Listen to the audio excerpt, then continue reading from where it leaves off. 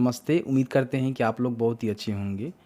देखिए, बिहार सरकार के द्वारा बिहार में ज़मीन का जो है सर्वेक्षण कराए जा रहे हैं।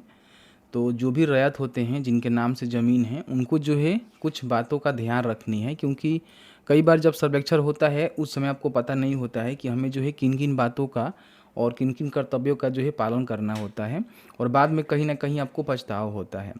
तो अभी जो है राजस्व एवं भूमि सुधार विभाग के द्वारा एक नोटिस जारी किया गया है, जिसमें बताया गया है कि जो भी रैयत है यानी कि जमींदार हैं, उनको जो है किन किन बातों का ध्यान रखना चाहिए अपने ज़मीन की सर्वेक्षण कराते समय। तो इससे जुड़ी जो है सभी जानकारी हम इस वीडियो में कवर करने जा रहे हैं। तो प्लीज़ वीडियो शुरू से अंत तक लेकर ज़रूर देखिएगा, और वीडियो थोड़ा सा भी अच्छा लगे तो प्लीज़ वीडियो को लाइक कर दीजिएगा। और इस प्रकार के जो भी नोटिस होते हैं उसको डाउनलोड करने के लिए अभी तक आपने टेलीग्राम और हमारा जो व्हाट्सअप चैनल है वहाँ पे ज्वाइन नहीं किया हुआ है तो प्लीज़ लिंक नीचे हमने दिया हुआ है, जाकर ज्वाइन कर लीजिए, क्योंकि कोई भी छोटा मोटा नोटिस होता है वहाँ पे हम सेंड करते रहते हैं। देखिए, मेरे पास जो है एक ऑफिशियल नोटिस है जो कि राजस्व एवं भूमि सुधार विभाग के द्वारा इसको रिलीज किया गया है। बिहार विशेष जो सर्वेक्षण हो रहा है ना, इसको लेकर, ठीक है। इसमें एक तरह से मान लीजिए कि आपको जो है जागरूक किया जा रहा है कि आपका जो है कर्तव्य क्या क्या है, आपको क्या क्या फॉलो करना है, ठीक है। जो भी ज़मीन के मालिक हैं यानी कि रैयत हैं, उनको किन किन बातों का ध्यान रखना ज़रूरी होता है।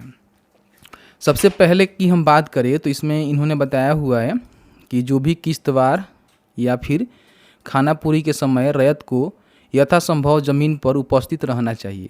यानी कि जब भी आपका ज़मीन का सर्वेक्षण होगा उस समय आपको वहाँ पे उपस्थित रहना है, देखना है कि किस तरह से आपका क्या किया जा रहा है। कई सारे रैयत ऐसे हैं जो कि सर्वेक्षण के समय उपस्थित नहीं रहते हैं, तो उनको कहीं ना कहीं समस्या होता है। बाकी ज़रूरत पड़ने पर सरजमीन पर भी घूमकर अपनी ज़मीन की चौहद्दी बतानी चाहिए।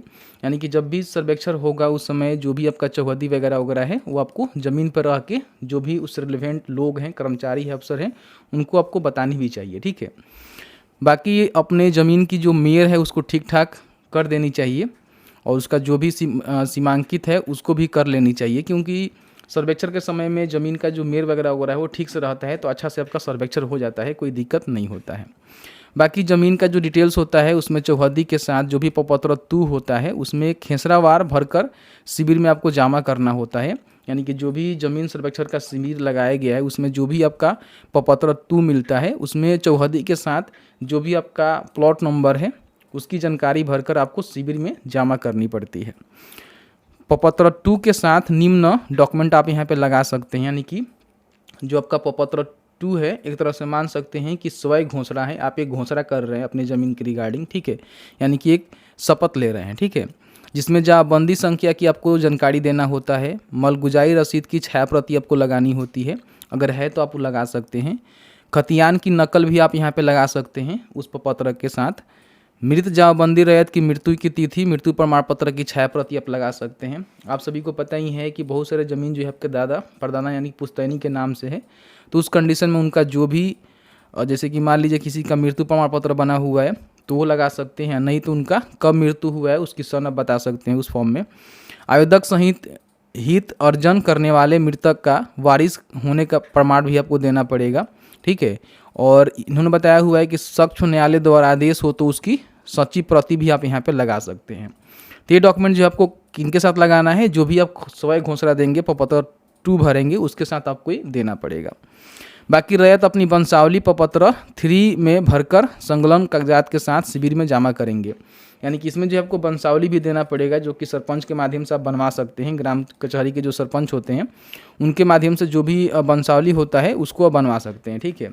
वंशावली किस प्रकार से बनाया जाता है उसके लिए हमने वीडियो दिया था, वीडियो नहीं देखे हैं आई बटन में लिंक है, जाकर देख लीजिएगा कि मात्र 10 रुपये में सरपंच के माध्यम से किस तरह से अपना जो वंशावली है उसको बना सकते हैं, ठीक है। तो इसमें जो है वंशावली भी आपको देना पड़ता है। बाकी आपका प्रपत्र 7 में देखेंगे तो LPM होता है, ठीक है। मिलने के बाद ठीक से आपको जांच करना होगा, और उसमें किसी प्रकार की आपको ऑब्जेक्शन है तो उसके लिए प्रपत्र 8 भर के आपको जो है अपना ऑब्जेक्शन देना है कि इसमें ये चीज़ें गलत है या फिर मुझे इससे ऑब्जेक्शन है, तो उसको सही किया जाएगा। ठीक है, आपके पास ये अधिकार है कि जो भी आपको एलपीएम दिया जाएगा उसको सही से जांच कर लीजिएगा, देख लीजिएगा कि सभी चीज़ उसमें सही है कि नहीं है। किसी प्रकार की कोई आपको लगता है कि नहीं ऐसा नहीं होनी चाहिए, तो उस पर आप ऑब्जेक्शन भी कर सकते हैं। उसके लिए प्रपत्र 8 भर के आप जमा करेंगे। सुनवाई के दौरान समय समय पे उपस्थित होकर अपना जो भी पक्ष है उसको रखनी होगी। जैसे कि मान लीजिए जब भी इसकी सुनवाई होती है तो उस समय अपना जो पक्ष है वो रखने के लिए आपको वहाँ पे उपस्थित रहना पड़ेगा।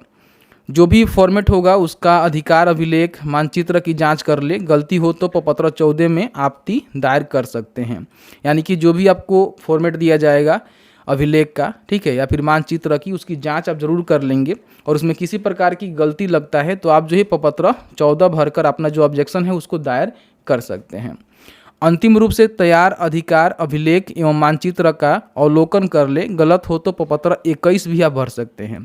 जो आपको अंतिम यहाँ पे जो अधिकार अभिलेख दिया जाएगा या फिर जो आपका मानचित्र है वो आपको प्रोवाइड किया जाएगा, उसमें किसी प्रकार की कोई भी गलती है, सबसे पहले तो उसको चेक कर लीजिएगा, देख लीजिएगा। अगर किसी प्रकार की कोई गलती है तो उसके लिए प्रपत्र 21 भर के अपना जो ऑब्जेक्शन है उसको दे सकते हैं। अधिकार अभिलेख खतियान की एक प्रति शिविर या बंदोबस्त कार्यालय में अवश्य प्राप्त कर ले। यानी कि जो भी आपका अधिकार अभिलेख बनेगा सर्वे के बाद, यानी खतियान उसको बोल सकते हैं, उसका एक प्रति शिविर या फिर जो भी बंदोबस्त कार्यालय है वहाँ से एक फोटो कॉपी या फिर जो भी उसका एक प्रति है आप ज़रूर अपने पास रख लें, जिससे आपको पता चले कि हमारा ज़मीन का सर्वेक्षण किस तरह से हुआ है, क्योंकि फ्यूचर में वो कहीं ना कहीं आपके लिए बहुत ही फ़ायदेमंद होगा। तो इस तरह से इन्होंने बताया हुआ है। तो ज़मीन का सर्वे अगर आपके भी एरिया में हो रहा है तो इन बातों का आप ध्यान रखेंगे और आपका क्या अधिकार है इस नोटिस में बताया गया है। जो कि आप वहाँ पे कोई कर्मी या फिर ऑफिसर जो है इस तरह के बातें बनाता है तो उसको बता सकते हैं कि भाई ये मेरा अधिकार है, अगर इसमें किसी प्रकार की गलती है तो मुझे जो ऑब्जेक्शन करने का भी मौका मिलनी चाहिए, हमारा पक्ष रखने की भी मौका मिलना चाहिए। तो इस तरह से सारे जानकारी यहाँ पे निकल के आ रहे हैं।